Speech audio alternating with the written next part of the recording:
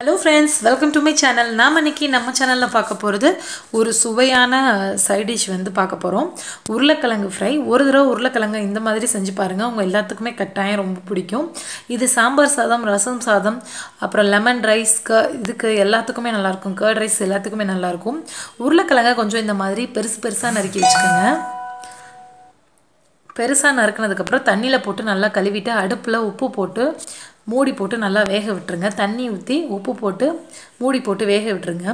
வெந்ததுக்கு அப்புறம் அந்த மாதிரி நல்லா இருக்கும்.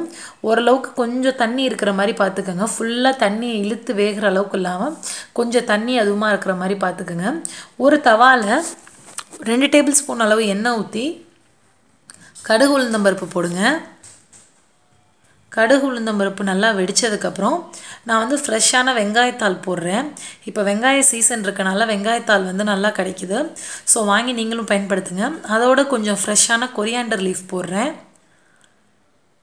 மல்லித்தலையும் போட்டதுக்கு எல்லாம் நல்லா வதங்கிட்டு இருக்கு. இதில் நான் இஞ்சி பூண்டு பேஸ்ட்லாம் போட போகிறதில்ல. ஸோ இந்த மாதிரி சிம்பிளாக தான் செஞ்சு காமிக்கிறேன். பாருங்கள், ரொம்ப ஈஸியாக இருக்கும்.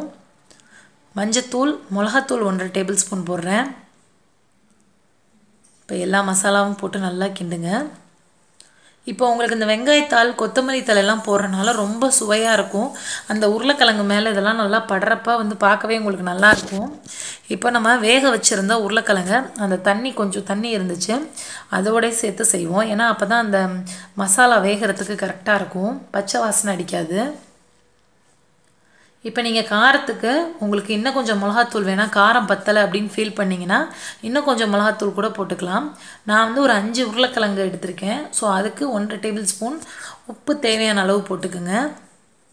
முதல்ல நான் உப்பு கம்மியாக தான் போட்டேன், அதனால் இப்போ போட்டுக்கிறேன். நீங்கள் முன்னாடியே உப்பு போட்டு உருளைக்கிழங்கு அதிகமாக உப்பு போட்டு வேக வச்சுருந்தீங்கன்னா இப்போ கம்மியான அளவு சேர்த்துக்கோங்க. இப்போது மிளகுத்தூள் ஒரு 1/2 டேபிள் ஸ்பூன் அளவு மிளகுத்தூள் போடுறேன். எல்லாம் போட்டு நல்லா கொஞ்சம் நேரம் மிக்ஸ் பண்ணி விடுங்க. அது அப்படியே நல்லா அந்த மசாலாலாம் பச்சை வாசனை போகணும். அப்படியே உங்களுக்கு அதுவே முருகி நல்லா ரோஸ்ட் ஆகிற அளவுக்கு நீங்கள் வந்துடும். பாருங்கள், கொஞ்சம் நேரம் விட்டிங்கன்னா நல்லா அந்த மாதிரி ரோஸ்ட் ஆகி வந்துடும்.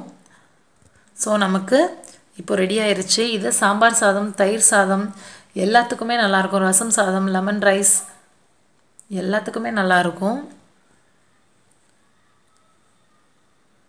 இப்போ நமக்கு ரெடி ஆயிடுச்சு. இதை ஒரு பிளேட்டில் சர்வ் பண்ண வேண்டியதான். ஸோ நீங்களே இதை செஞ்சு பாருங்கள். இன்னும் எளிமையான சமையலுக்கு நம்மளோட சேனல் பட்ஸ் டு ப்ளூமா மறக்காமல் சப்ஸ்கிரைப் பண்ணிக்கோங்க.